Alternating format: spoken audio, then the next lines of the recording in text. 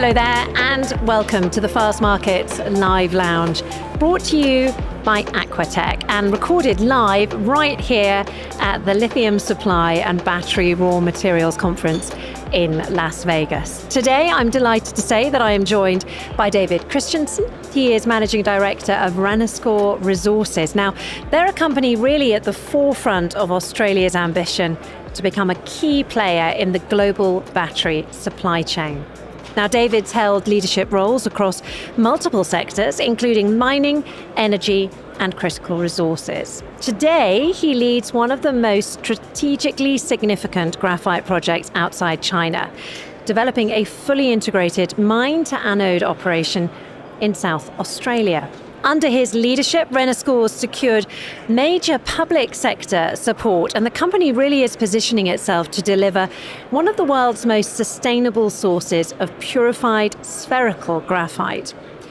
Now, David really does bring a unique mix of commercial insight, operational experience, and global perspective. And he's one of the people who really is shaping the next generation of battery supply chains. He's going to be the guy who's going to decide what it looks like. David, thank you so much for being with us. Lovely to have you. Great, good to be here. Okay, so your path into critical minerals leadership is anything but straight. You actually started life as a lawyer. How did you make that shift then into critical minerals? Yeah, so I spent the first part of my career as a lawyer doing corporate finance, and I went in-house to a company in the United States that had mining interests. So initially I got involved on the contract side, and then took over marketing, and then eventually got into operations. So it's kind of a natural sort of move from contracts to marketing, then to the operations overall. Were you sort of interested in that operational side? Was it exciting to think about the processing that was going on rather than, just staying in your lane doing the law? Yeah, I guess what attracted me to it was the growth, the high growth, right? At the time I worked for a company that had uranium interests, and uranium had, I guess, some parallels to what we're seeing in battery minerals, in that the market had been weak for a number of years, but there were some green shoots that looked like things were changing. And we certainly saw that in sort of the mid-2000s in uranium, where the sector just really exploded very quickly. And so the attraction to that was the big growth. And I guess the other parallel to the battery mineral side is the whole marketing aspect of it. Mining operations, especially in Australia, we tend to concentrate on the cost side, how we can efficiently build it at low cost. And it's difficult in dynamic markets to know scale and how quickly to expand. And the challenge then is to not just keep your operating costs down, but to expand into the growing markets. Okay, fascinating. If you're listening as a podcast, you're going to be able to hear the coffee and the teas are coming out. So there's a bit of rattling in the background, but everyone can know that is a good sign. That means people here are about to get fed and watered. But I also, just referring back to what you were saying just there, I'm going to get into the uranium side of your career in the next few minutes. But first of all, I want to talk to you about that moment when you decided to strike out on your own. What precipitated that? Because, that's a brave move. That's a big step to go from corporate to independent. Yeah, I guess it was sort of growth and expansion. What I found working for a private company at the time, it had a relatively modest idea on growth and expanding. And in the mining sector, oftentimes you get opportunities to grow something quite large, quite quickly, and that was a real attraction. Yeah, I mean, things have kicked off in Australia. Even as somebody who isn't from within the sector, I know that mining has grown a lot in Australia. Did you feel any uncertainty about making that move? For example, were your family like, hang on a second, you're leaving a nice, secure job. What are you doing here? Yeah, I guess that's true, but it's also the opportunity, right? Yeah. To move into a growing sector, to create something that wasn't there before, and that's the real attraction for mining, where you can bring a project through the early discovery, development stages, and you can create a big growing job base and something that wasn't there previously. Leadership skills when you're striking out on your own, initially not important because you're striking out on your own, but then as soon as you start building a team, what was the most sort of demanding chapter of your career when it came to, developing your leadership style? Yeah, I guess just having good relationships with good people, and trying to offer them opportunities to grow. And again, the mining sector, I think, really gives that to you because it's such a high growth sector, and especially in a place like Australia. We have the tradition of mining, both on the geology side, on metallurgists and chemical engineers and sort of bringing that all together. Have you kept some of the people with you from those early days? Have you grown together as a company? Yeah, I mean, in a lot of ways, we've come full circle. So one of my co-founders is still with us as a director. And so he's been with me from, he was one of the first employees I worked with when I worked previously at the private company. And then we started this company together. And now that we've grown and we've sort of gone through the development stages, we actually find ourselves hiring people we used to work with, and which is really great. Yeah. And now I've been in this, it's been sort of 20 years in the sector now. And so, a lot of the same people I met 20 years ago are now, as relatively junior people, are very senior, experienced people. And a lot of those people have joined our team. Oh, that's awesome. I mean, I think it is quite a tight sector, potentially, especially in Australia. I'm going to go back to the uranium trading company now. Uranium obviously back in the spotlight. There's different connotations depending on whether you're from the sector or from outside the sector, I think. But it is controversial. What was it like to work in such a high stakes and, politically sensitive industry? Yeah, it was a lot different, right? Because you had a lot of headwinds. At first, when I was involved in uranium, there was a lot of opposition, especially from the green movement. And then that started to change around sort of 2006, 2007, where the green movement sort of split and maybe was predominantly for uranium. And so we saw a lot more uranium projects move forward. And then, first we had the global financial crisis that made things a bit more difficult. And then the Fukushima disaster really turned things around, and there was a lot of opposition to it. And now, it does seem to be coming back in vogue. And I guess the contrast with the renewable space is we don't really see the opposition. People aren't really against clean energy. And I've certainly seen a difference in terms of the context from the local population in Australia, where we have a very strong environmental movement. A lot of people are maybe apathetic towards mining in general. They recognize it's necessary, but they've given our project a significant amount of support, largely because they see the clean energy aspect of it as being maybe a solution to a problem. And so, it's in the clean energy space, certainly you don't see the controversial elements behind it that you would have seen in uranium. Yeah, and I mean, I mentioned in my introduction you've got public sector support. Do you think you ever would have got that for the uranium? Yeah, look, I guess probably not, right? I mean, traditionally in Australia, we don't give a lot of public sector support to new projects. Ours was one of the first to get support under a critical minerals fund. And that's largely because I think there's a growing ambition in Australia to expand into some of the new markets, the non-traditional markets, ones that the financial sector hasn't been able to bring forward. Look, you certainly need that in a growing sector. And it's been a boom, I think, not just for us, but other companies in the sector who are trying to produce not just a mining project. And the other aspect, I think, of that is doing additional refining. Traditionally in Australia, we've been a mining nation. We mine the ore, we ship it off, it gets refined elsewhere. What we're seeing in the critical mineral space in particular is a shift where we need to have additional refining operations, and there's a real push within Australia to do not just the mining aspect, but at least the first stage refining. And so I think that's another key difference. Do you think that there are sort of geopolitical reasons for that going on as well, potentially? Yeah, absolutely. I guess what we've seen over the last number of years are some significant movements on the geopolitical side, right? We can date back to the IRA, 2022.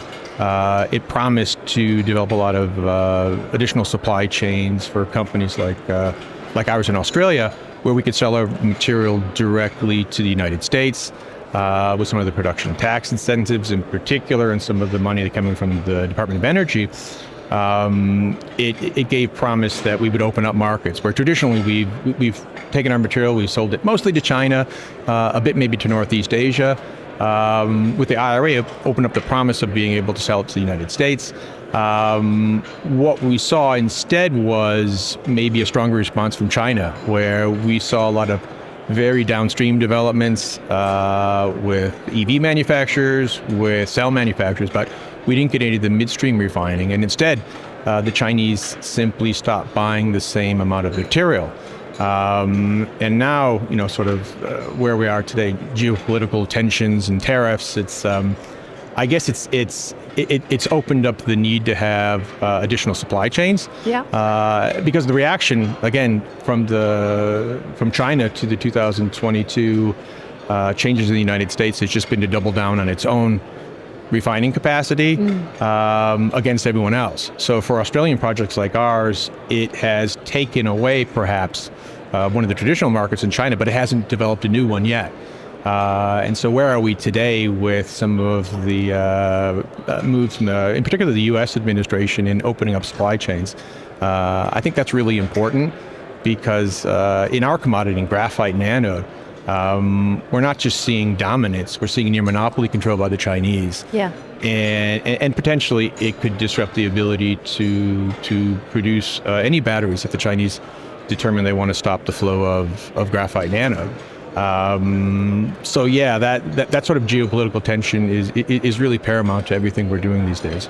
It feels like quite an important year. I know, I hope I'm not exaggerating here, but it feels like things are turning literally this year when it comes to the tariffs and the emphasis that is placed on these critical minerals. And I think gradually the public is beginning to understand that as well. Do you think that is one of the reasons why you guys have got this sort of public funding, you've had this public support? Yeah, look, I think that there's been an understanding for a long time that we can't have complete domination by the Chinese for critical supply chains. The electric vehicle industry and lithium-ion battery is too important to outsource completely. We need to have separate sources of supply. And what's really missing is that intermediate refining element. And I think that was what pushed the Australian government to create the Critical Minerals Fund. So there could be additional refining. I think it's one part of the piece. In Australia, we don't have our own domestic market for the material. We're not a big enough country. The United States is. The United States policy can control these things. And look, I think we're probably past the point of needing a change, because if anything, we haven't had it, and it's just increased the degree of Chinese dominance. Yeah. And now, yeah, with the pushes for tariffs and additional supply chains, I think it really does open up the possibilities for companies like ours and others who are producing critical minerals and doing refining to have the opportunity to sell that material not simply directly as ore to China, but to sell it to the rest of the world. Let's talk about how you're doing that, because you actually at Renascor have a very eco-friendly purification technology, and that's a real clear differentiator. How do you think that gives you, to what extent do you think that gives you a head start and makes you more appealing? Yeah, look, I think in the long run, the eco-friendly will be particularly important, but right now we're not seeing any premiums put for greener material. It really comes down to price. Our move do you stay competitive despite? Yeah, like in fact, we think it's more competitive. So traditionally, the Chinese use hydrofluoric acid in their refining process, largely because they have cheap hydrofluoric acid and they don't have the same degree of environmental restrictions, so that the handling costs associated with it are less expensive. But we've developed an alternative technology that uses a sulfuric acid, so a less corrosive reagent, and then we process it. But in a Western environment, we actually think that that is less expensive. It's less expensive because of the environmental handling costs associated with hydrofluoric acid, which is expensive to handle, expensive to transport, expensive to dispose of. And like, in fact, we're seeing some of the new Chinese operations move away from hydrofluoric acid as well. So we think the method that we're using is probably simply more efficient in a more modern environment. And we're certainly seeing that in the graphite space as it's getting larger to meet the new demand for anode. You're seeing larger scale operations where you'll invest a little bit more in technological know-how in order to get a longer return.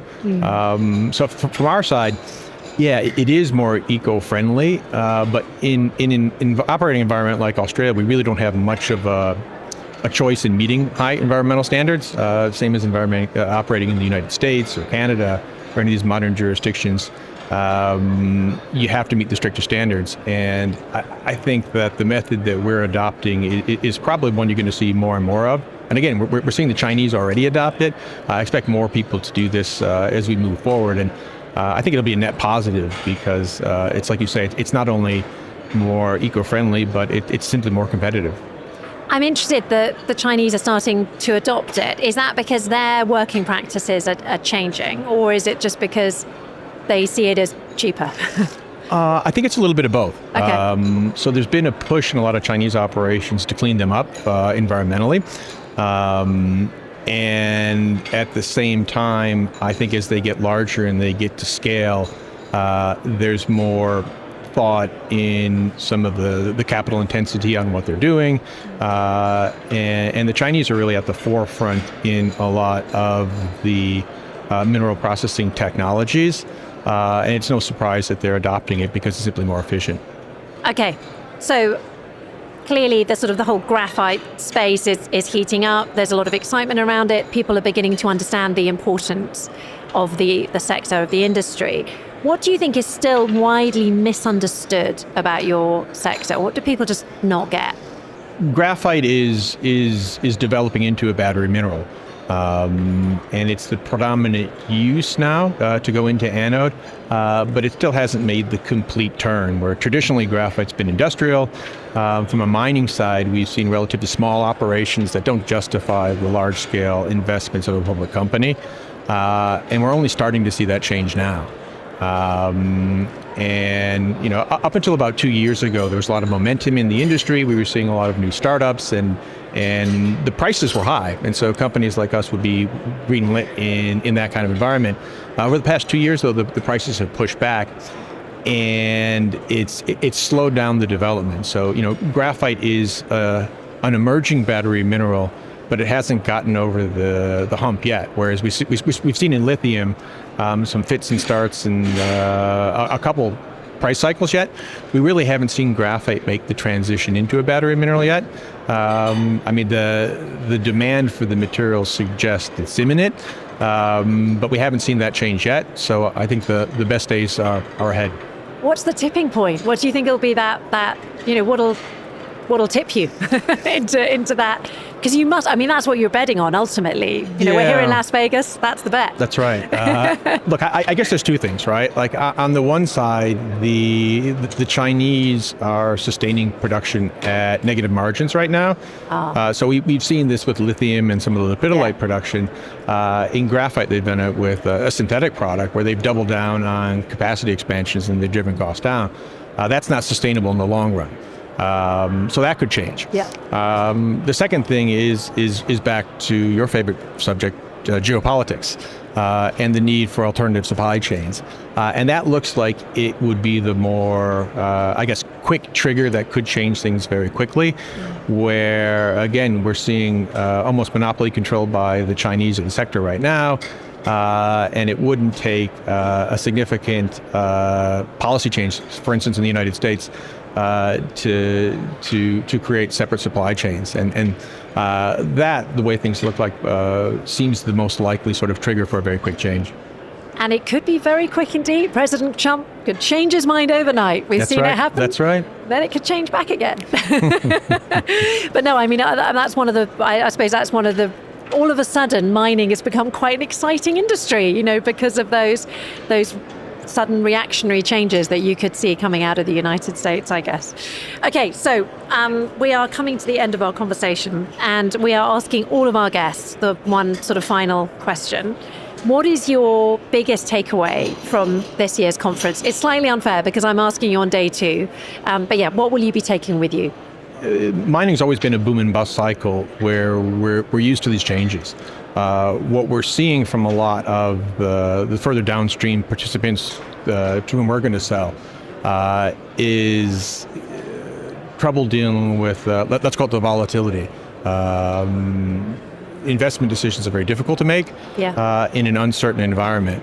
And I guess the biggest thing we're all wondering is how quickly some of these changes are going to develop, so we can see some of those larger changes happen downstream, particularly in the United States. But while that happens, the backdrop to that in our sector, in the graphite sector, is the big players are already moving. In 2024, 6 companies accounted for almost all of the anode material that was sold to the Western market.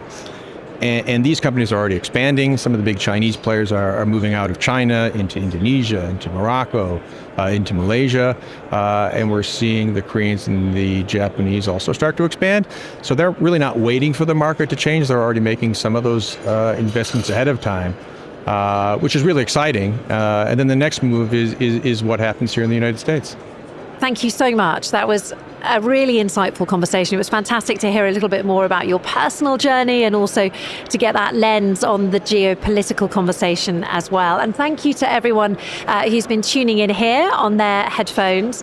And whether you're joining us live or you're catching up later, it's an absolute pleasure to have had you listening to this episode of the series.